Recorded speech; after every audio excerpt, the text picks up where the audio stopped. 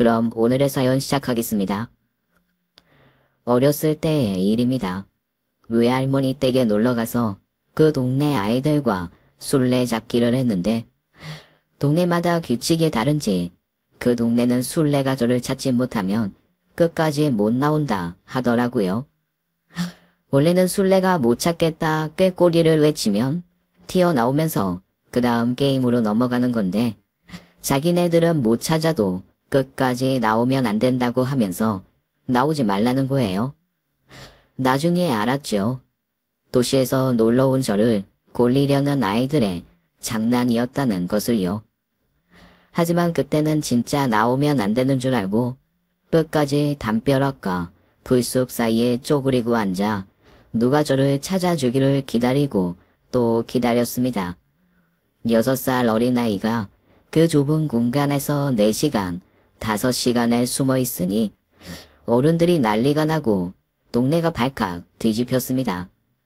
저랑 같이 놀던 아이들이 그제야 자기네들이 절 속였다고 울며 고백하며 있는 대로 혼이 나고 할머니와 동네 어른들은 또 그분들 나름대로 애를 잃어버렸다는 생각에 정신이 없었죠. 그렇게 온 동네가 저를 찾아 헤매던 끝에 저는 반탈진한 상태로 발견되었습니다. 그때 저희 외할머니가 하신 말씀이 하나 있어요. 아이고 이거 고지식하게 답이 하나인 줄만 알고 사는 애네. 답 나오면 다른 건 생각도 안 하는 애야. 이 험한 세상 어찌 사나 어찌 살아. 그렇게 동네 아저씨 등에 업혀 병원으로 옮겨지면서 할머니는 내내 그 말씀만 하셨습니다. 어릴 때는 몰랐죠. 그 성격이 저의 평생을 야금야금 힘들게 할 줄은 말입니다. 일단 하나가 답이라고 생각하면 다시 생각 않고 그것만 보는 저는 남자도 그렇게 만나고 사귀고 결혼을 했습니다. 남편은 포부가 큰 사람이었어요. 적어도 25살 처음 만났을 때는 그렇게 생각했죠. 돈을 벌어도 푼돈 아닌 큰 돈을 원하고 일을 시작해도 일단 배포가 크게 시작하더라고요. 남편이 늘 하는 말이 이거였습니다. 돈도 써본 놈이 쓰고 고기도 먹어본 놈이 먹는다고. 일단 사람은 뭐든 제일 좋은 거, 제일 큰 거 경험을 해야 그 그릇만큼 커지는 거라고. 그 말이 어쩜 그렇게 든든하게 듣기가 좋은지요.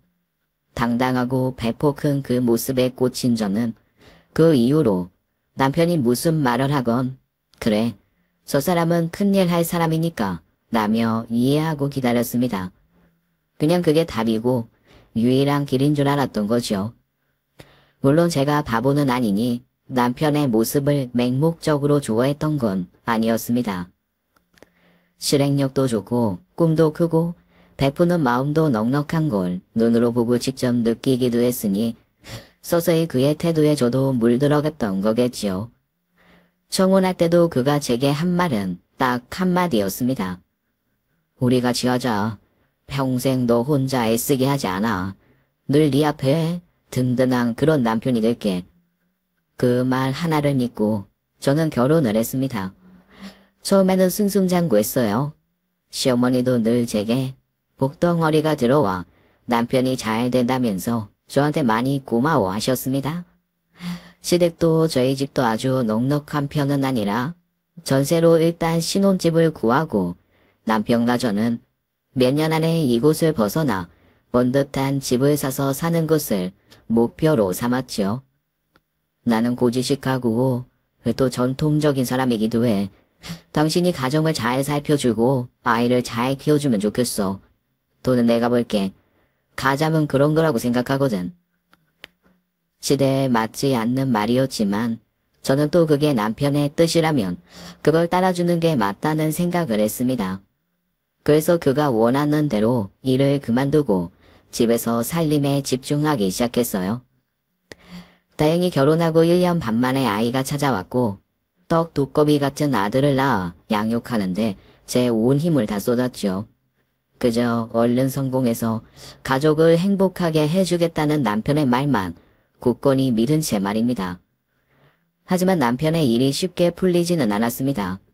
결혼하자마자 그는 바로 사업을 시작했어요. 그나마 결혼할 때까지는 직장을 다니며 안정적으로 돈을 벌었다는 걸 안도의 지점으로 삼아야 할 만큼 그 이후로는 불안함의 연속인 삶이었습니다. 남편이 계속해서 사업을 시도했거든요. 저기, 이번에도 또 투자를 많이 해야 하는 거야? 투자 없는 사업이 있을 수 있나 뭐. 걱정 마. 이번에는 진짜 제대로 된 아이템이야. 당신 혼자 하는 것도 아니고 나 좀 불안한데. 당신이 날 응원해줘야지. 누가 날 응원하겠어. 그리고 집에서 밀어주고 응원해주고 기세워줘도 될까 말까 한 게 사업인데 이러면 서운하지. 그게 아니고 벌써 우리 결혼하고 3년째고 아이는 점점 커가는데 지금 모아둔 돈이 하나도 남지 않았잖아. 당신도 벌써 4번째 사업 도전이고 좀 불안해서 그런 거지. 당신이 사업에 대해서 너무 모르니까 그냥 내가 참고 가르친다 생각하고 이번에는 서운해도 그냥 넘어가는데 원래 사업이라는 건 마중물이라는 게 필요해. 계속해서 뭔가를 쏟아내서 어느 정도 시기와 운이 차면 그때부터 딱 소위 대박이라는 게 터지는 거라고. 이번에는 느낌이 와. 이건 대박이야. 조만간 곡층집에서 도우미 부리면서 살 준비나 하라고. 남편은 정말 뭔가 믿는 구석이 있는 듯 자신만만했습니다. 하긴 지금까지의 자신감 하나만큼은 그 누구한테도 뒤지지 않는 사람이기는 했죠. 거기에 한마디 더 보탠 건 다름 아닌 시어머니였습니다. 저희 시어머니는 일찍 남편을 잃고 아들 둘을 키우며 그 아들 둘이 세상의 전부인 줄 알고 살아오신 분입니다. 그 중에서도 첫째인 제 남편에 대한 자부심이 아주 하늘을 찌르는 분이지요. 처음 어머님께 인사를 갔던 날 어머님이 눈물을 찍어내며 하셨던 말씀을 저는 지금까지도 잊지 못해요. 저뿐만 아니라 당시에 그 얘기를 전해 들었던 제 친구들 사이에서도 전설처럼 이어져 오는 대사입니다. 나는 세상 천지 부러운 사람이 없는데 너는 부럽다. 네? 어머니 그게 무슨 말씀이세요? 저렇게 번듯한 사람이랑 부부로 맺어져서 평생 든든하게 호강하며 살 팔자가 훤하게 펼쳐지는데 그게 아주 불보듯 뻔하게 내 눈에 보이는데 내가 안 부럽겠니? 너 진짜 내 아들이 네 남편이라 다행이고 복이고 감사인 줄 알거라. 아유 부러운 것. 사실 그 얘기를 듣고 너무 기가 막혀서 헛웃음만 나왔지만 어쩌겠어요. 그냥 생글생글 웃고 말았죠. 살다 살다 자기 아들이랑 살아서 부럽다는 얘기를 들을 줄은 저도 몰랐습니다. 그런데 시어머니는 그게 농담이 아니셨더라고요. 이후로도 계속 남편이 사업을 말아먹을 때마다 저한테 뭐라고 하셨는 줄 아세요? 저렇게 차절없이 바로바로 오뚜기처럼 벌떡벌떡 일어서서 가장 노릇하고 가정 책임지려고 하는 남자 별로 없다 너.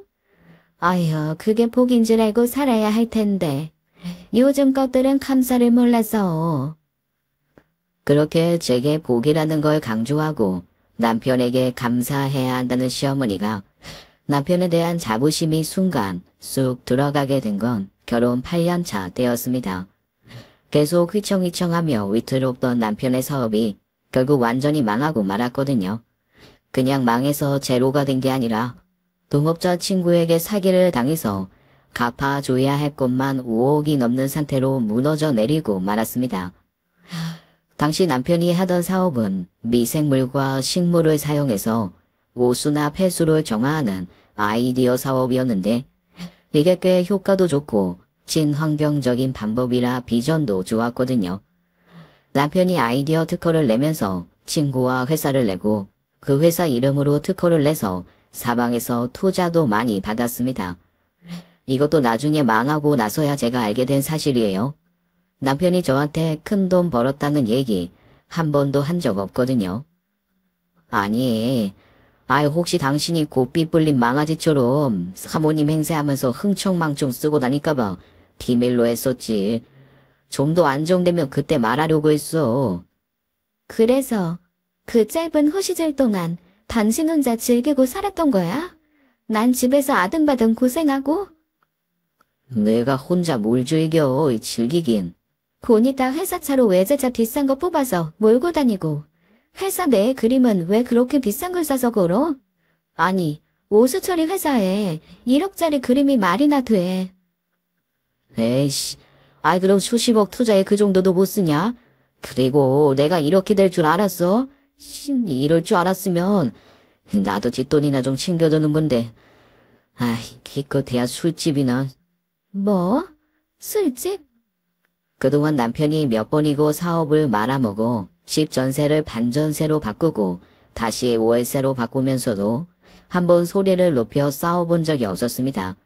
하지만 회사가 망하고 나서 집으로 날아오는 각종 독촉장, 미납금 내역, 리스 내역, 채무와 채권단이 보낸 서류들을 보니 기가 막히더라고요. 혼자 그래도 사치하며 놀 건 다 놀았던 거 있죠. 결국 남편 혼자 호시절 누리던 건 딱 6개월이었고 저희 식구는 당장 집 월세 낼 돈도 없어 땅바닥으로 나앉게 생긴 거죠. 6살 아들은 뭘 모르니 아이들 다 갖고 노는 변신 로봇 사달라고 울어대는데 저는 당장 3,400원 나온 도시가스 요금조차 낼 형편이 안 되었습니다. 결국 남편과 저는 집을 정리하고 시집으로 들어가기로 했습니다. 그걸 가지고도 사실 엄청 싸웠습니다. 여보, 그냥 그러지 말고 우리 친정으로 들어가자. 엄마가 반 제일 큰 거 비워주신다고 거기서 우리 세 식구 살려고 하죠. 너는 지금 나한테 처가살이 하라는 거야? 나 그거 못해. 남자는 그것도 사업하는 남자가 끝까지 가져야 하는 게 뭔 줄 알아? 바로 자존심이야. 그거 잃으면 바로 죽는 거야. 우리 같은 사업가는. 그런데 나한테 그 자존심 죽이고 너희 집으로 들어가자고? 죽으면 죽었지 그건 못해. 지금 이 상황에 자존심이 문제야? 그냥 객관적으로 이성적으로 생각해봐. 어머님 댁 방 2개짜리 집이야. 그나마 방 하나는 도련님이 쓰시는 건데 그 방 어떤 상태인지 알잖아 당신도. 담배찐으로 누렇게 벽지 다 찌들고 들어가기만 해도 담배 냄새 때문에 두통이 나는데 거기서 우리 애를 어떻게 재워? 그렇다고 어머님 방 뺏어? 현실적으로 그 집보단 우리 집이. 시끄러워. 가장이 안 된다면 안 되는 거지. 넌 나 기죽여서 뭐 좋은 일 있냐? 그냥 조금 참으면 되는 걸. 그거 참기가 싫어서 진짜. 우리 엄마가 시집살이를 시키기를 해 뭘 하기를 해. 그렇게 남편은 굳고 고집을 부리며 자기 집으로 살림을 정리해서 들어갔습니다. 자기 집이 훨씬 편하다고 말이죠. 하지만 그건 정말 100% 남편의 입장이었습니다. 시어머니 집으로 들어가는 그날부터 저와 아들의 순환과 고난은 시작이었거든요. 아이고, 복 가득하고 잘 나가던 내 아들. 대체 누가 복을 막아서 애가 저렇게 안 풀리냐? 아휴. 엄마, 그만해. 사람이 다 고비가 있고 그런 거지. 원래 실현 뒤에 더 큰 성공 오고 그러는 거 아니겠어요? 네가 이러고 살 애가 아닌데 내가 속이 상해서 그런다. 아휴, 그러게 사람 들이는 게 제일 중요하다고 했는데 내가 너무 무심했어. 그러면서 시어머니는 저를 계속 노려보고 혀를 끌끌 차셨습니다. 아니 누가 들으면 제가 아주 큰 재앙 덩어리라도 되는 줄 알겠어요 진짜. 억울함이 하늘을 찔렀지만 참 이게 돈 없는 게 죄라고 그 말은 가족한테도 해당이 되는 그런 말은 모양이더라고요. 시어머니는 당신 아들이 사업을 말아먹어서 저희가 들어왔다는 게 중요한 게 아니라 그냥 제가 아들 앞길 막고 말아먹고 망하게 했다고 생각하기로 한 모양이었습니다. 그날부터 아주 기세등등하게 저한테 말도 함부로 하고 하대를 시작하시더라고요. 너 내가 아들 받아주는 김에 받아줬다는 거 잊지 말고 여기서 네 본분 다 해야 된다. 나 고질고질한 옛날 여자들처럼 다 참고 내 아들 내 손주니까 희생하고 그런 사람 아니야. 너희 생활비 다 받을 거고 너 살림도 다 하게 할 거다. 네, 어머님. 그냥 살 생각은 없어요. 당연하지. 너 숟가락 하나만 더 놓으면 되지. 이런 마음으로 들어왔으면 아예 지금부터 그 생각 버려라. 사람 먹는 게 얼마나 무서운 줄 알지? 마음 먹으면 태산도 먹어 치울 수 있는 게 사람이야. 생활비는 한 달에 100만 원씩 꼬박꼬박 내고 관리비랑 수도 전기 이런 거 다 절반 계산하자. 아, 그리고 장은 내가 보던 게 있으니 내가 생활비 안에서 보고 요리, 빨래, 청소 이런 건 네가 하고 규모 있게 야무지게 해서 얼른 네 남편 재개하는데 힘 보태. 시어머니가 한 말은 사실 틀린 건 없었습니다. 자기 입장이고 부당하다는 것만 빼면요. 저희가 애써서 100만 원의 생활비를 드리면 그중에 시어머니가 장을 보시는 건 정말 30만 원 오치가 되지 않았습니다. 저는 어른 넷의 아이 하나가 한 달에 30만 원으로 먹고 살 수 있는지 정말 처음 알았어요. 무조건 떠리로 다 시들거나 상하기 전에 꽃만 사서 요리를 하고 그나마 그런 건 제가 먹어야 했습니다. 아들 말을 들어보면 가끔 저 빼고 밖에서들 만나 외식들을 하는 모양이더라고요. 그것도 몰랐다가 아들이 어느 날 슬그머니 저한테 다가와 말해줘서 알았습니다. 엄마, 이거 먹어. 아들이 내민 건 냅킨에 쌓여져 있는 소갈비 조각이었습니다. 이게 뭐야? 너 이거 어디서 났어? 할머니랑 삼촌이랑 아빠랑 먹었는데 엄마 생각나서 내가 싸왔어. 소갈비를 먹었다고? 언제? 나 어린이집에서 올 때 할머니가 데리러 왔는데 할머니가 밥 먹고 가자 그래서 갔더니 아빠랑 삼촌이랑 있었어. 세상에 너무 기가 막혔습니다. 어머님이 안 그래도 어쩐 일로 아이 어린이집 하원을 당신이 하겠다고 나가시더라고요. 저는 제 일 도와주시는 줄 알고 너무 고마워서 속으로 눈물까지 찔끔 흘렸는데 알고 보니 저 빼고 나머지 식구들이 소갈비를 두둑이 먹은 거 있지요. 어쩐지 저한테 전화해서 밖에서 해결하고 들어갈 일 있으니 알아서 먹으라고 어머님이 후다닥 전화하실 때부터 이상하기는 했습니다. 보통 어머님 다른 사람 만날 때 저희 아들 안 데리고 가시거든요. 사람이 참 먹는 걸로 차별하는 것만큼 마음 상하는 것 없는데 아무도 제 생각 안 난 와중에 어린아들이 눈치 보며 그 한 조각 갈비를 냅킨에 싸온 걸 보니 눈물이 왈칵 쏟았습니다. 냅킨이 다 말라붙어서 갈비인지 휴지 덩어리인지 모를 그것을 꼭꼭 눌러 참으며 씹는데 남편이 아무렇지도 않은 얼굴로 퇴근을 하더라고요. 분명 같이 밥 먹었으면서 어머니와 따로 들어오는 치사한 치밀함까지 보이길래 그때는 정말 저도 못 참아서 폭발을 했습니다. 그래, 나 빼고 갈비 먹으니까 좋아. 어? 이 어린 게 엄마 준다고 한 조각 싸왔더라. 애보다 못한 어른 되니까 좋니? 아이, 그냥 우연히. 우연히 만나서 얼결에 먹은 거 가지고. 넌 그리고 집밥 좋아하잖아. 집밥 좋아하는 주부가 어딨어. 뭉그러져도 남이 한 밥 좋아하는 게 주부지.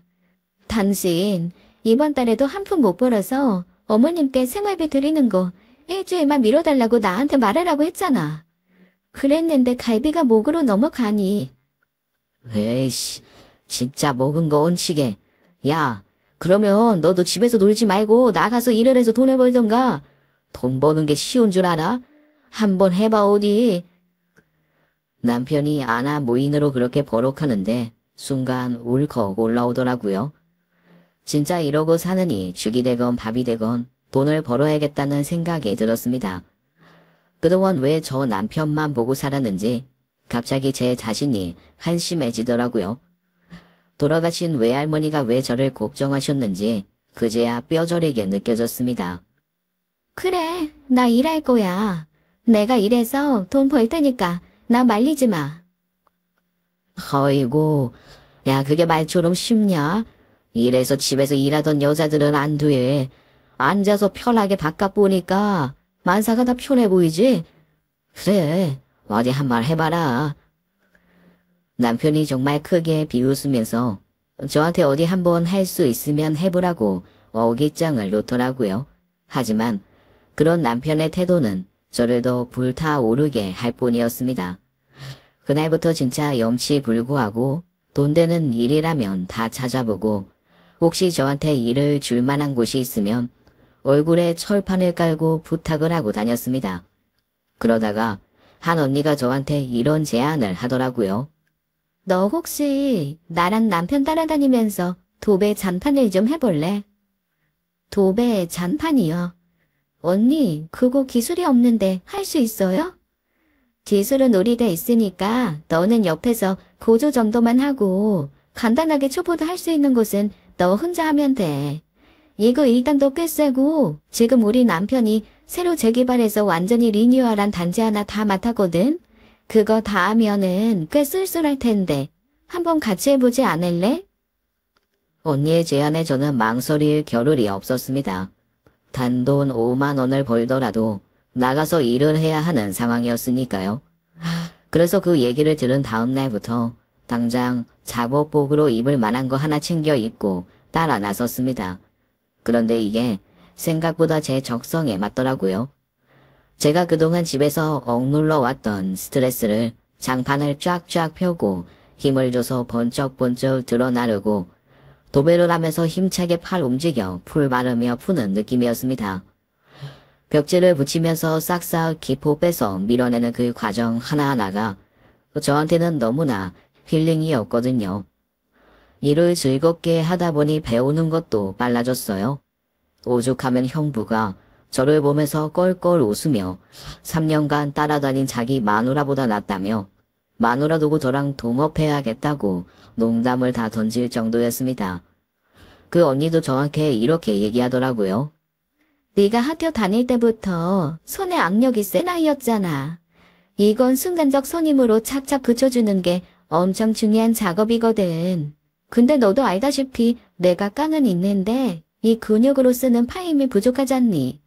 그래서 내 남편이 나한테 한 끗 차이 아쉽다고 했었는데 너 보니까 남편이 왜 나한테 그런 말 했는지 너무 잘 알겠다. 네가 붙인 데랑 내가 붙인 데랑 이 밀도가 달라. 너 이거 소질 있어. 진짜 한번 해봐. 언니, 내가 이걸 잘할 수 있을까요? 이미 잘하고 있는데 뭐. 이거 우리 조금 따라다니면서 예연만 바짝 배우고 그 다음부턴 우리한테 들어왔는데 시간 안 돼서 못하는 일들 너한테 넘겨줄 테니까 그거 네 일로 잡아서 해봐. 어차피 우리는 몸은 두 개고 일은 많고 남주기는 아까운 그런 일들 되게 많아. 그거 네가 가져가면 우리로서도 좋지 뭐. 그 언니 얘기를 들으며 사실 저는 햄주에게 희망이 저를 찾아오는 것처럼 느껴졌습니다. 어느 정도 적성에도 맞고 저만 조금 열심히 하면 꽤 괜찮은 사업이 될 것 같았거든요.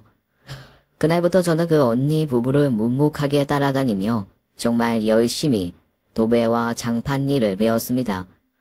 처음에 제가 일을 하기 시작했다고 하니까 남편이 무슨 일인지 궁금해 하길래 도배 장판 일 한다고 얘기를 해줬거든요. 세상에 얼마나 비웃든지 제가 정말 그 비웃는 모습에 눈물이 찔끔 날 정도로 남편은 저를 크게 비웃었습니다. 시어머니도 세상에 얼마나 배운 게 없으면 몸 쓰는 일을 대뜸 시작하냐며 이래서 사람은 자기가 놀던 물이 중요하다고 혀를 차시더라고요. 그런데 솔직히 말하면 저 남편보다 훨씬 떳떳하거든요.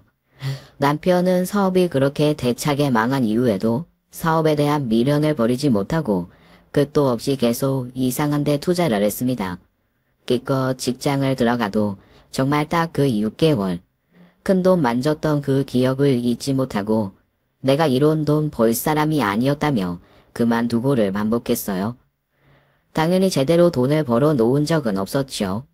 그러다 보니 점점 시어머니의 신경질도 늘어나고 시어머니의 욕바지, 신경질 바지가 된 저는 남편과 말다툼을 하는 날이 잦아졌습니다. 하다못해 제가 번 돈으로 남편의 차비며 면접비까지 다 되는 상황이 되자 남편은 꼴에 그건 또 자존심이 상하는지 저한테 돈 좀 번다고 남편 무시한다고 그걸 가지고 또 엄청 뭐라고 하더라고요. 그러자 시어머니 참 이중적이게도 당신 아들이 그렇게 또 구박받는 건 싫으셨는지 저를 드자비하기 시작하셨습니다. 얘, 너 그거 꼴랑 몸 써가지고 돈 좀 번다고 내 아들 무시하고 그러면 너 큰 벌 받는다. 너 어쩌니 저쩌니 해도 네 남편이고 애 아빠야. 네가 가장을 존중하고 잘 세워줘야 가장이 일이 잘 되는 거야. 집에서 그렇게 무시하고 존중을 안 하는데 밖에서 존경받을 수가 있겠니? 내 아들이 저렇게 다 안 풀리는 거. 네가 내 아들을 개똥으로 하니까 다른 사람들도 개똥으로 하는 거 아니야? 너 그런 식으로 살면 안 된다. 시어머니는 끝까지 외볼수록 자기 아들 편만 들었고 남편은 그런 시어머니를 등에 업고 정말 아나무인, 점점 아무것도 안 하는 백수가 되어 갔습니다. 그리고 결국 어느 날 자기가 회사를 다니면서 도저히 일을 할 수가 없다며 아예 다 그만두고 들어앉아 진득하니 사업 구상을 하겠다는 선언을 하고 말았죠. 제가 펄펄 뛰고 난리를 쳐봤지만 소용이 없었습니다. 그리고 시어머니는 사람도 한 템포 쉬어가야 될 때가 있는데 남편이 사업 말아먹고 바로 생활전선 뛰어드느나 머리 식힐 시간이 없었다며 그동안 남편한테 신세진 거 갚는다는 생각으로 저한테 가장 노릇을 하라고 하시더라고요.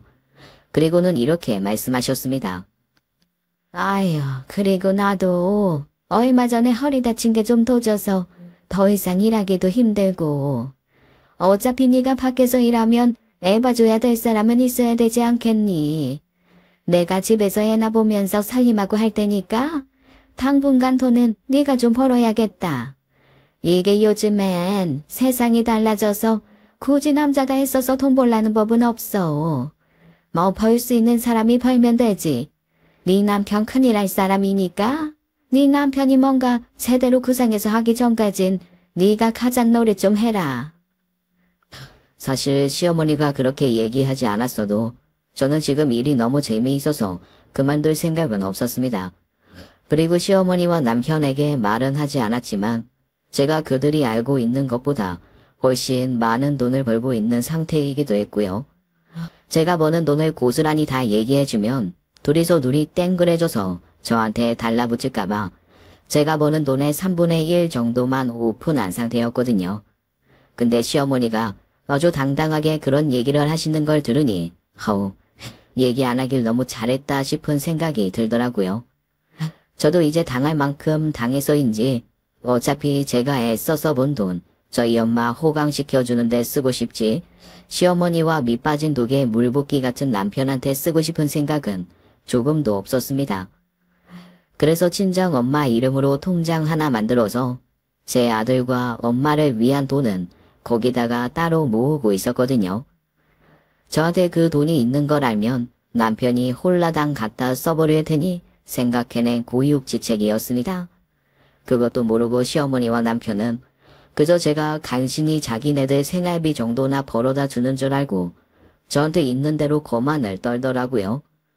가장 노릇을 하라느니 남편을 봉양하라느니 정말 고가운 소리를 마구마구 해대면서 말이죠. 그래서 저는 어머님에게 이렇게 말했습니다. 생활비 딱 100대일 거예요. 그 안에 관리비며 장보고 먹고 사는 거 다 포함인 거 아시죠? 가끔 애랑 저는 외식하고 들어올 테니까 그때는 두 분이 알아서 드시고요. 뭐? 외식을 둘이만 하겠다고? 아니, 그리고 100만 원으로 어떻게 살림을 하니? 에이, 어머니도 제가 해봐서 알잖아요. 시든 채소, 떨이 과일 이런 거 사서 먹으면 충분히 하는 거 제가 아는데. 그리고 원래 바깥에서 일하다가 배고프면 먹고 들어올 수도 있죠. 제 아들이니 제가 먹이는 건 자유고요. 언니가 아주 이제 막 나가는구나. 에이, 막 나가긴요. 어머님한테 배운 삶의 지혜입니다. 시어머니는 어이없어 했지만 자업자득이죠. 그날 이후 저는 남편에 대한 마음은 완전히 접고 철저하게 제 일에 몰두하기 시작했습니다. 남편이 간간히 일을 하긴 했지만 그나마 자기 용돈이라도 하면 다행일까. 조금도 가게 생활에는 도움이 되지 않았어요. 뭐 한다고 들어먹고 또 뭐 한다고 들어먹고 그렇게 몇 번 사업을 들어먹고 사람 속 터지게 하더니 10년 참 금방 가더라고요. 제가 아들 6살 때 울며 겨자 먹기로 시댁에 들어와서 살기 시작했는데 그 아들이 벌써 16살이 되었습니다. 그동안 저는 저한테 처음 장판 일을 알려줬던 언니네 장판 가게를 사실상 반인수한 상태였습니다. 제 사정을 알고 형부가 명의를 제 앞으로 하지는 않았지만 나이 들어서 일이 좀 힘든 형부 대신에 제가 그쪽으로 들어오는 일들은 다 하고 있거든요. 워낙 형부가 인품 좋게 든든하게 거래처를 쌓아 놓으셔서 저는 사실 엎드려서 헤엄치는 것처럼 쉽게 고객들을 만나고 관리하는 편이긴 했죠.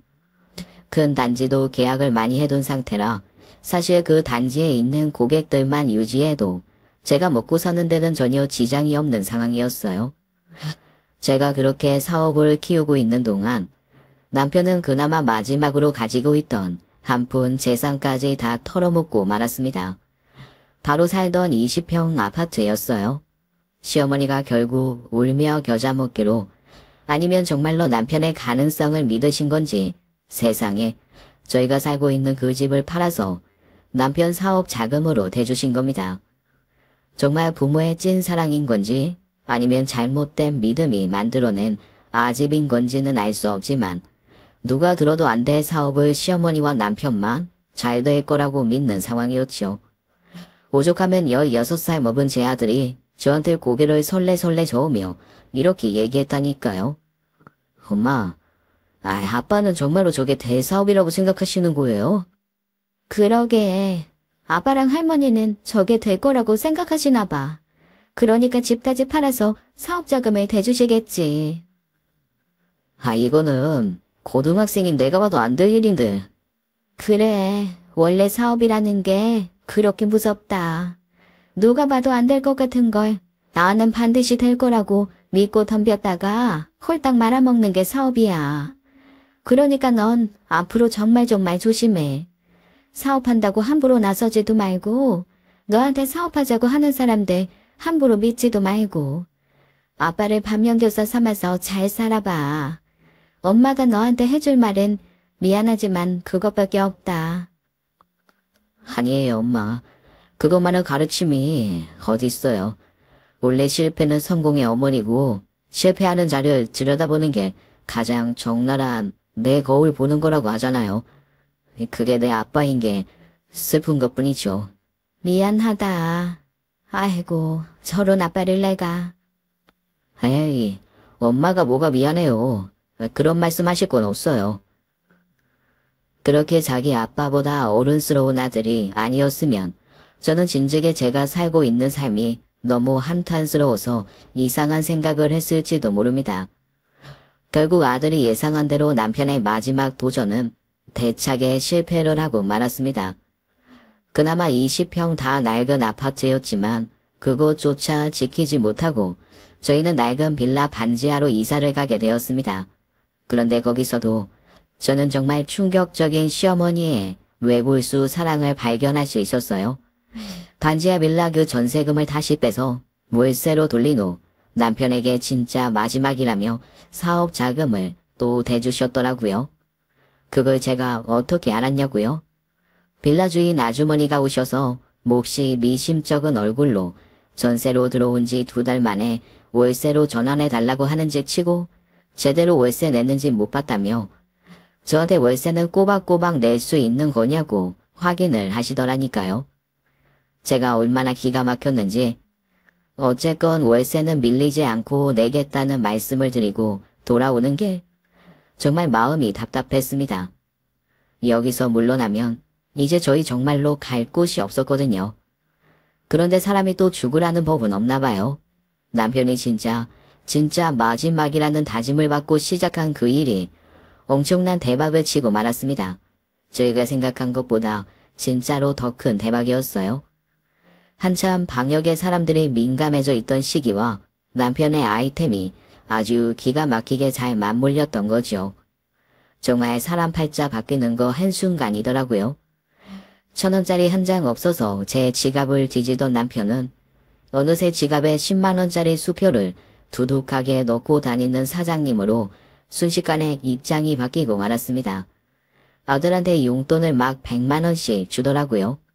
그리고는 아주 거만하게 저한테 앞으로 생활비는 자기가 낼 테니 제가 버는 푼돈은 그냥 저 쓰라고 하대요. 제가 얼마를 버는지도 모르면서 그거를 일단 푼돈 취급하길래 제가 뭐 일단은 알겠다고 고맙다고 했죠. 그러자 그때부터 내심 시어머니는 이때까지 남편 때문에 투자했다 잃었던 시어머니의 재산을 남편이 언제쯤 복원시켜 주려나 기대하고 기다리시는 눈치였습니다. 하긴 시어머니로서는 노후가 달린 집을 싹 다 남편한테 밀어넣었으니 남편이 빨리 아파트라도 번듯한 거 한 채 사주시길 바라실 만도 했죠. 그런데 그 얘기를 시어머니가 하자마자 남편이 아주 딱 잘라 거절하며 이렇게 얘기하더라고요. 아이, 나 이제는 그런 옛날에 저질렀던 실수 더 이상 안 할 거예요. 내가 옛날에 이 돈 벌린 거 가지고 자만해서 살 수 있는 거 집, 건물, 내 이런 거부터 내가 돈을 쓰기 시작했거든. 그게 내 패망의 요인이었던 것 같아. 아이 끝까지 사업에 재투자해서 사업이 완전히 제대로 일어서기 전까지는 아파트 이런 거 일절 없어요. 아이 엄마도 꿈도 꾸지 마세요. 아니, 뭐 내가 꿈을 꾸는 건 아니고 그래도 나도 너한테 투자한 게 있는데 뭔가 그래도 보상까지는 아니더라도 좀 위로는 받아야 되지 않겠니? 자식한테 받는 위로는 나중에 한꺼번에 받으시고 일단 지금은 사업이 바로 서는 게 우선이라니까요. 엄마 진짜 왜 이래요? 잘 되고 있는 거 거기 조치고 싶어요? 아니 얘는 무슨 또 말을 너는 그렇게 서운하게 하니? 내가 뭘 언제 초를 쳤다고. 아휴 알았어. 그냥 네가 알아서 하는데 나는 지금 이 집도 너무 좀 그렇고 해서 좀 넓혀서 가고 싶어서 그래서 그렇지. 됐어요. 그리고 당신도 내가 사장님 됐다고 일 그만두고 그럴 생각하지 마. 일하는 여자 좋잖아. 계속 일해서 돈 벌고 앞으로 살림 비용도 나랑 반반씩 내고 굳이 내가 사업에 성공했다고 해서 내가 집안을 유지하는 비용을 혼자 낼 필요는 없을 것 같아. 어차피 우리는 공동체고 아들도 우리 둘이서 같이 낳아 키우는 거고 반반 딱 좋은 거 같지 않아? 그렇든 반반이 좋으면 당신이 백수로 놀았던 시간 그 시간 동안 내가 했던 거는 보상해줘야 되는 거 아니야. 그거는 투자지. 이 사람이 사업을 모르네. 투자의 개념도 모르고. 그거는 장기 투자에 해당되는 항목이야. 당신이 나한테 뭔가 요구할 수 있는 그런 상황 그런 게 아니라고. 참 말이나 못하면 밉지는 않지. 나는 말이 딱 알맞는 사람이었습니다. 정말 자기의 편한 대로만 모든 것을 해석하는 데는 진짜 탁월한 능력이 있는 사람이더라고요. 시어머니도 뭔가 엄청 불만스럽기는 했지만 거기서 당신이 불만을 얘기하면 제가 자기 아들 드잡이할 것 같으니 그냥 그거는 또 싫었는지 별말 않고 꼭 참으시더라고요. 그래서 오만정이 다 떨어져서 일단은 아무 말도 안 했습니다. 하지만 제가 못 참겠는 것은 따로 있었습니다. 바로 시어머니가 자기 아들한테 얻어내지 못한 그 화풀이를 저한테 하는 거였죠. 그냥 하다 못해 비가 오면 비 오는 것까지도 제 탓인 거예요. 제가 재수가 없어서 이불 빨래 해야 되는데 비가 왔다고 그런 식으로 저를 괴롭히니 도저히 살 수가 없더라고요. 그럴 때마다 남편은 저한테 일한다고 거세져서 자기 엄마 기죽인다고 화를 내고 시어머니는 제가 모든 분란의 중심에 있다고 짜증을 냈습니다. 점점 지쳐가던 그때 제가 이혼을 해야겠다고 생각을 한 건 바로 아들 때문이었습니다. 어느 날 아들이 심각한 얼굴로 며칠 밥도 잘 안 먹고 한숨을 푹푹 쉬고 있길래 제가 걱정이 돼서 아들한테 무슨 일이냐고 물어봤거든요. 아들이 한참 예민한 고3인데 일하는 엄마라서 제대로 살펴주지 못하는 게 아닐까. 저도 나름대로 조금 신경 쓰이는 부분이 있어서 말이죠. 그런데 아들이 머뭇머뭇거리다가 갑자기 눈물을 한 바가지 쏟는 겁니다. 너 왜 그래? 무슨 일이야? 아니 사내 자식이 이렇게 울 일이 뭐가 있어? 엄마, 아빠 바람 피우는 것 같아. 순간 뒤통수에서 누가 도끼로 제 머리를 쪼개는 것 같았습니다. 그게 무슨 소리야? 아빠가 바람을 피우는 것 같다니. 아니, 나 얼마 전에 입학 설명회 갔다 왔잖아. 근데 그 학교 앞에 있는 모태촌에서 아빠가 어떤 여자랑 같이 나오는 거 봤어. 저는 그 얘기를 듣고 그냥 아무 말 없이 아들을 꼭 끌어 안아주는 것밖에 할 게 없었습니다. 사실 솔직히 말하면 어렴풋이 눈치는 채고 있었어요. 저희 남편 조금 창피한 얘기지만 굉장히 씻는 거 싫어하는 사람입니다. 제가 씻으라고 잔소리를 해도 그냥 집에만 있으면 3일이고 4일이고 세수도 안 하고 이빨도 안 닦는 사람이에요. 그런데 그런 사람이 언젠가부터 그냥 몸에서 온갖 비누 냄새와 향수 냄새를 돌아가면서 풀풀 풍기고 본인도 엄청 외모에 신경 쓰고 그러더라고요. 제가 뭘 그렇게 외모에 신경을 쓰냐고 누가 본다고 그러냐고 하면 화를 버럭 내면서 사업하는 사람이 사람 만나는 것 자체가 일인데 그럴 때마다 더럽게 하고 갈 수 있냐고 오히려 저한테 성을 내곤 했습니다.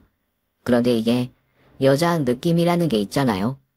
사업하는 사람들이 깔끔하게 보이려고 몸을 정돈하는 것과 여자 만나려고 몸에다가 오만 거 다 갖다 뿌리는 것과 냄새부터 다르니까요. 그래서 혹시나 하면서 상황만 보고 있었는데 이 멍청한 인간이 자기 아들한테 그 사실을 들켜버린 겁니다. 더 이상 참을 수가 없더라고요. 결국 저는 그냥 이혼을 하기로 했습니다. 마침 오랫동안 모아놓은 돈으로 대출 좀 끼고 20평대 새 아파트도 계약을 했거든요. 아들과 거기서 둘이 의지하며 살아보겠다고 서로 결정을 했죠. 아빠 때문에 고3인 아들 마음껏 공부할 공부만 해도 모자랄 그 시기에 얼마나 마음고생을 했는지 저를 붙들고 펑펑 우는데 이놈의 인간 진짜 때려 죽여도 시원치 않을 만큼 제가 화가 진짜로 많이 났습니다. 아파트 잔금까지 다 치르고 저는 시어머니와 남편 앞에 선언했습니다. 저 나가려고요. 분가하겠습니다. 깜짝 놀란 시어머니가 눈을 땡그랗게 뜨고 물어보시더라고요. 너희가 어디로 분가를 하니? 무슨 돈이 있어서? 저 얼마 전에 20평짜리 아파트 하나 계약했어요. 거기로 나가서 살려고요. 어머니는 여기서 아들이랑 사세요. 저 이혼도 할 거거든요. 뭐? 이혼? 말 같지도 않은 소리 집어치우고. 그리고 아파트를 계약해? 어디 아파트? 새로 지은 거. 네, 새로 신축한 아파트 분양받았어요. 아니, 거길 네가 왜 들어가니? 당연히 내가 들어가야지. 어머님이 거길 왜 들어가세요? 당연히 내가 들어가야지. 내가 너희 부부 배려해가지고 집 해주고 지금까지 여기서 이러고 살았는데 당연히 그 집은 내가 들어가야 되는 거 아니니? 너는 젊으니까 앞으로 기회가 많을 거다. 너는 이 집 고쳐서 살고 나는 그 집 들어가야겠다. 내가 멀쩡한 집 너희들 때문에 팔고 여기에 꾸겨져 살면서 얼마나 내가 힘들고 억울했는 줄 아니? 잘 됐네. 그 새 집은 내가 들어간다. 어머님, 그 집 판 거 저랑 손주 때문에 파신 거 아니라 어머니 아들 사업 자금 대준다고 파신 거잖아요. 그런데 그걸 가지고 지금 와서 저희 때문에 팔았다고 그 집에 들어가겠다고 하시는 건 어머님도 그거 양심 없으신 거죠. 그리고 저는 그 집 판 돈으로 이득 본 거 하나도 없어요. 생각해보세요. 저 생활비 내 거 다 냈고요. 지금 십수년간, 지금 계속 지금까지도 제가 생활비 보태고 있고요. 제가 번 돈 어머니랑 저 사람 쓰는 돈으로 다 들어갔고요. 제 아들도 제가 번 돈으로 키웠어요. 그런데 이제 와서 어머님이 그 권리를 주저내실 수는 없죠.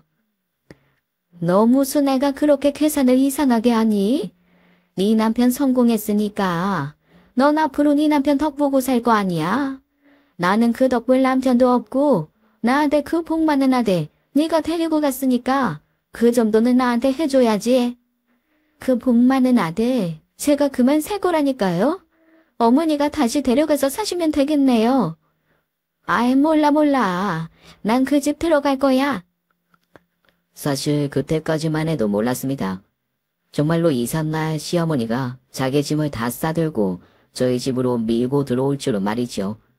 한참 이사를 하고 있는데 세상에 시어머니가 자기의 짐 가방을 들고 저희 집으로 들어와서 안방에 가방을 놓고는 대자로 누워버리면서 이러는 거예요. 너 이혼당해서 쫓겨나기 싫으면 당장 바꿔. 그러면서 글쎄 입을 펴고 그 위에 누워버리시는 거 있죠. 정말 머리끝까지 화가 솟아 도저히 참을 수가 없더라고요. 아니, 그리고 이혼을 당하기는 누가 당해요? 제가 먼저 하겠다고 말한 건데 그걸 무슨 협박이냐? 어이가 없더라고요. 저 사실 되게 연약한 여자였는데 도배장판 이에 십수년 하다 보니 정말 힘이 장사처럼 세졌거든요. 시어머니 이불에 돌돌 말아 멍석처럼 말아서 난짝 들어 집 밖으로 내놔버렸습니다. 그리고 마침 그 광경을 퇴근해서 들어오던 남편이 봤죠. 아주 들어오는 표정을 보니 가관이더라고요. 시어머니가 이 집에서 남편이랑 같이 살 거라고 얘기한 듯 꼭 자기가 살 것인 양 놀러랄라 들어오는 꼴이 아주 우스웠습니다.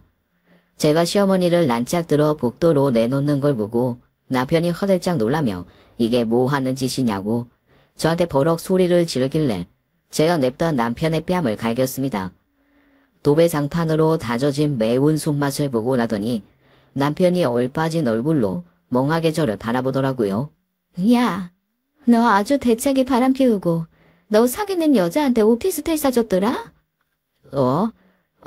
뭐라고? 그게 무슨 소리야? 내가 모를 줄 알았어. 아주 젊고 예쁜 여자던데. 그래, 네 엄마 집 사줄 돈은 없고 그 여자 오피스텔 사줄 돈은 있었니?